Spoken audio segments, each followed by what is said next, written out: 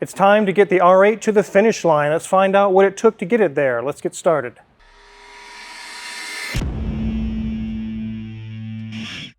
You guys remember my 2008 Audi R8 I got from Tyler Hoover from Hoovy's Garage. He did some in-store credit with me, and it took me a long time to pay it off, but I finally did. And I got the title and I got the keys. It is now the Wizard's R8. In previous videos, you guys have seen where Danielson had this thing all the way apart, the engine out, and there's some links in the description if you want to go check those out. We had it all the way down to timing chains, we did the clutch, we did a whole bunch of mechanical work to this, so it's fully 100% mechanically sorted. And by the way, we used magrides.com and we got all 4 MagRide shocks rebuilt. It rides like a Cadillac now. It rides so good. You put it in sport mode, it's not a Cadillac though. Now it's time to get those cosmetics done. But before we dive into showing you guys what we got going on with that, let's head on over to Ariel and see how he's coming on that Sequoia. What's going on, Ariel? You got this thing about done, huh? Yes, sir. It's almost there. Excellent. You guys just watched on a video, we did the valley plate, which is like a coolant filled chamber in the V of the engine. You had the intake and all kinds of things off, huh? Yeah, pretty much half the engine, seems like it. Yeah, it's quite an intensive job. You can go check out that video if you want. But you want to grab me the old valley plate? There it is. The old crusty crab valley plate. You guys can see that there. This is what leaks on these. And again, you can go watch that video if you want to see the details. But it just sprays coolant along the edges here. It leaks all down the back of the engine. But good job. You knocked it out of the park. This thing's almost ready to go. We got some road tests to do. And then this thing will go back to the customer. They were having every week or so having to put a quart of coolant in, and they were like, I'm done, I got to get this fixed. So Ariel's got it fixed. Let's go check out Moises in the office and see what he's up to. What's going on, Moises? Hey, how's it going, boss? Up here killing it, huh? Yeah, we got a lot of work. You got it scheduled all the way to September. People keep calling, and you just keep filling up that calendar, huh? Yes, nonstop. You've already earned your pay for the week in one day. Yeah. So yeah, you're doing a really good job, and you guys, if you got any questions or any concerns, you want to get your car in the shop, give us a call.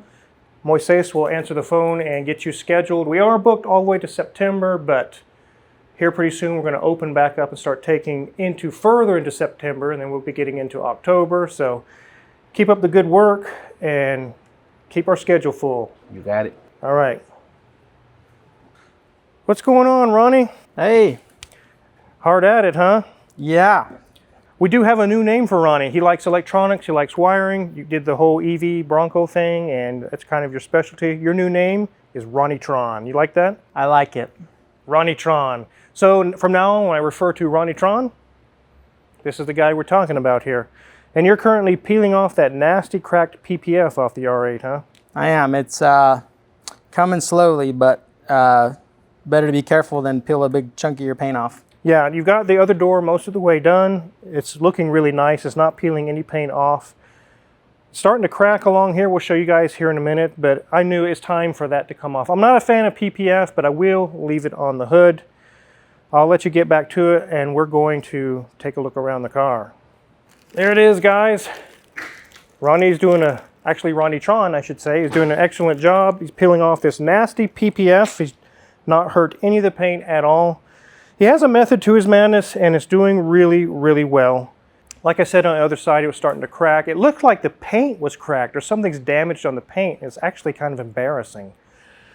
And I knew it's time for that stuff to come off. One thing I also had done today, which cost me almost $3 grand, was to get this nasty cracked windshield off. I did get this from Tyler. It did have a cracked windshield, and I've been putting up with it for a while. But I did check on the Carfax when I got this that it had a previous windshield replacement even before Hoovy had the car. And we used Messia Glass, is the company we use here in town. They did an excellent, excellent job. There's a link in the description if you want to go check out their website. They knocked it out of the park. Very professional. And when they were removing the old windshield, they almost didn't even need to use their specialty tools to remove the old glue or adhesive.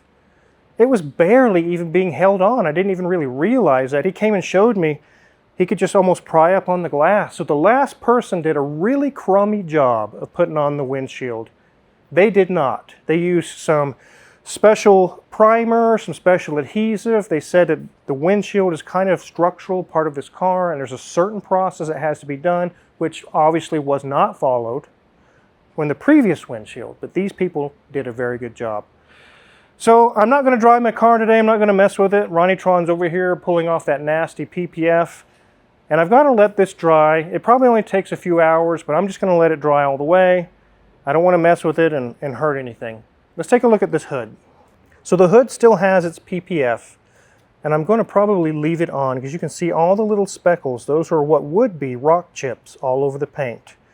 It's currently in good condition, and Ronnie Tron says there's a conditioner I can put on this to make it last a little longer. I will continue to keep the PPF on the hood. It's not cracked, it's not hurting anything. I really like the idea that it's not getting rock chips on it. So one thing I'm probably going to do is resurface this headlight and make it a little bit cleaner and clearer. It's pretty decent, but if you compare it to the other side, which is much more clear, I think it's been replaced at some point. It looks like a brand new headlight, but this one got a little bit of a yellowing to it, so I'm going to see if I can get that to be much more clearer. The next thing I'm going to be doing is these little fins on here. The paint was peeling, it looked terrible, and I did try to paint it myself, and I made it even worse. So I'm going to be sanding that back off, and Ronnie Tron has some ideas on the paint I can use. Some gloss paint that matches the gloss of this area here.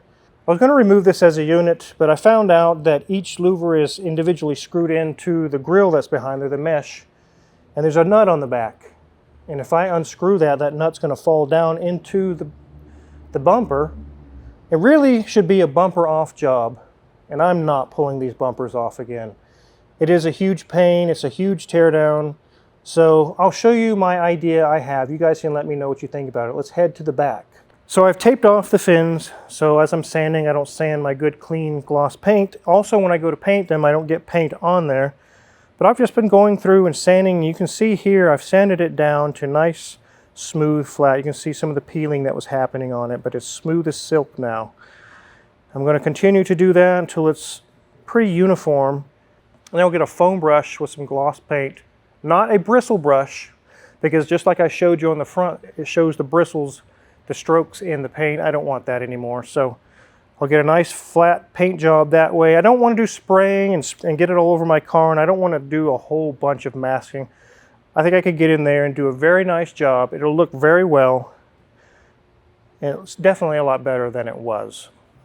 And here in the business end of this R8, it's not fully detailed yet, but I've done a rough cleaning. It was kind of very dingy and dirty in here after getting serviced and taken care of, but Danielson, like I mentioned, had this out. It's got 2 new high pressure pumps, all new timing chains, guides, tensioners, new clutch, new gaskets, new front and rear main seal, new PCV valve, new starter, new AC compressor, tons of new parts. Did it need all of that? Could I have gotten by with doing a lot less? Probably. But there are a few items like the AC compressor that almost require the engine out, really kind of they do, to get to them. And I figured while it's out, it's not the time to cheap out. This car has 86,000 miles on it. I can go another 86 or maybe another 100 if I just get the stuff done and get it over with. It's very easy and I've seen this with customers, that you really get an engine out and say, okay, here's the list, what really needs to be done. And they were thinking this, and then it ends up being this. And they're almost like, I didn't want to spend that kind of money, but I now know how it feels. I don't want to spend it either. I really didn't want to spend all that money, but I had to. I just bit the bullet, because once it goes back together, I don't have to even do anything with this for a very, very long time. As a brand new Velocity AP clutch in it, it shifts so smooth now. It shifts very nice and engages very smoothly. Also, a new accumulator on the Artronic kind of valve block assembly. Guys, I've put so much money and parts into this thing, but it drives like a new car now. It's so nice. So I'll let Ronnie Tron continue on getting that PPF off. I'm letting the windshield cure. I got a few questions for Ronnie Tron though. Let's go head back over to him. So what's kind of the secret to your thing you got going on here? Well, there's not really a great secret. When it's this cracked out like this, you have to really take your time. You can use a heat gun. You got to be real careful as you're applying the heat, feeling it. If when you touch it, it's uncomfortable to touch, you've gone too far with the heat gun. Also, lots of soap and water, and only use plastic tools. If you do that and you don't try to pull huge chunks at one time, you're probably not going to lift the paint. It's not that scary, but yeah, if you get a little cocky and you start pulling big chunks where it's really grabbing a big area, that's when you start getting paint coming off, and that's not good. Yeah, we definitely don't need that. And you're mentioning that you could tell the sun was probably shining over here because of why? Yeah, you can just see on the top of the PPF, on the top of the door where the surface is more flat, it's totally caked out. That really takes a majority of the time. As you get down to the lower parts of the door where the sun hasn't directly gotten it, it comes off a lot quicker. You can kind of work it in bigger sections. So it's very brittle is what you're saying up here. It's like it chips, and instead of peeling uniformly, it just kind of chips off. Yeah, you can only get tiny pieces off at a time before the surface just starts to crumble. Whereas where the sun's hit it less, you don't have to worry about that as much. One thing I didn't even realize until you're getting this peeled off is the color difference. Take a look, guys. Up in here, it's almost a yellowed color, guys. It's discolored. Here's the true paint color, nice, bright. I think it's called Arctic Silver. It definitely was discolored. I didn't even realize that. Wow. So like I mentioned, I'm just having the doors removed because that's where it's bad. The only other place it has it is on the hood. I'm going to leave that alone to keep the rock chips from damaging the paint. I don't have too much more on this thing, and it's just going to be fully sorted. For what it used to be kind of a hoopty, it won't be so much of a hoopty anymore. You ready to drive this thing? I get to drive it? Yeah? Heck yeah. Okay. Let's do it. Let's go and head over to little Chuggy. He's chugging along. So you guys just saw a video on this late 70s, I believe a 78, 79 Heister forklift we named Little Chuggy. And the parts are starting to go back together on this. I'm excited to have this thing run proper. Instead of running on 2.5 or 3 cylinders, to run smoothly like it should. Let's take a look. So down here in this lifter case area, we have all new lifters. We have the push rods installed. We have some assembly lube on everything. The cam is in. The cam is timed up. Everything went very well. We currently have the timing case back on and letting the silicone dry. It's basically what it had when it came off with silicone. So we went back with that. So all I have left is to put the rocker assembly back on, set all the valve lash adjustments. Really the rest is just nuts and bolts, and put the rest back together. And you guys have been really pushing in the comments on the previous Little Chuggy video that you think we should repaint Little Chuggy. That is a possibility. I don't know. What do you think, Mrs. Wizard? I don't know. I mean, it'd make like a fun Tonka truck version, you know, like a... Yellow and black? Yeah, because, you know, you're like a little kid when you're off, you know, riding this thing. That would be cool. A little Tonka, a Little Chuggy. That would be pretty cool. So everything's coming along very nice on Little Chuggy. Ariel is almost done with the Sequoia, and Moises is currently taking another customer down on the calendar as I speak. And Ronnie Tron is going to get my R8 to the finish line. I'm very excited about that. One thing that we've changed as we've opened up here in Las Cruces is this is probably as exotic as it's going to get, is seeing my R8 in the shop. We are no longer working on Ferraris or Lamborghinis or Bentleys or Rolls Royces, any of those things of that nature. Just kind of taking a step back and kind of dialing it in a little bit, kind of downsizing. We're not fully ready to retire yet, but we are getting ready to that point. And like someone came up with a Lamborghini when we had our grand opening, they were excited to get their car worked on, and they were disappointed to find out we in fact wouldn't. And even though I have wonderful insurance for my shop, there is a possibility that if such an expensive $500,000 car fell off a lift were to fail, something like that, the insurance could choose to cancel me. And then I'm out of pocket $500,000. There goes my retirement. After I started really thinking about that, I was like, you know, I just don't think the risk at this point in my life is worth it. So I decided not to take those on anymore. One of the reasons why I'm pushing so hard on the finish line on this is that we've had a few car shows in the area that really want the Car Wizard to be present there. So me and Mrs. Wizard are going to be bringing our cars to those car shows coming up very soon.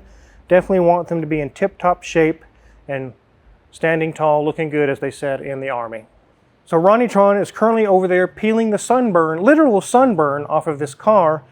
This side over here, it was a little bit discolored, but that side had the serious cracks in the PPF, and he's having fun peeling that off. And before we go, one last thing as a reminder, as you're thinking about calling to get it scheduled in, one thing we're no longer doing either is major teardowns. We're not pulling engines, we're not pulling transmissions, we're not doing anything restorations, rebuilds. Also, we will no longer work on anything older than 1990. That's the cutoff. No more 60s, no more 70s. As you see, we have a smaller shop, and those older cars can be stuck on a lift for 4, 6, 8 weeks, 6 months. They can be in the shop a long time. And we're not a restoration shop. However, on the West Coast, there are tons of shops. All they do is restorations. Bring your car back from the dead. It's been sitting, it hasn't ran in a long time. That's what they do. That's not what we do. And yes, I do have my 63 Cadillac in the background. It is my shop, it is my car, and I can take the time to do that. If it takes 2 years, which it has, I don't have a customer screaming at me, why isn't my car done yet? Because I am the customer and I'm the owner, so I can take as long as I want. However, Ronnie Tron is digging into that as soon as he gets done here, and we will be driving that very soon. I'm very excited to get the Caddy out on the road. If you're curious what kind of tools we're using to work on these cars in the shop, check our Amazon affiliates link in the description below. A lot of the tools we use every day, tried and true, are listed for sale there, and if you purchase any of them, we get a small cut. Our schedule next week is full. Our schedule is full all the way to September. Moises, again, is really knocking it out of the park. So before you go, make sure to hit the subscribe button and the notification bell, because there is tons more videos to come. Thanks for watching.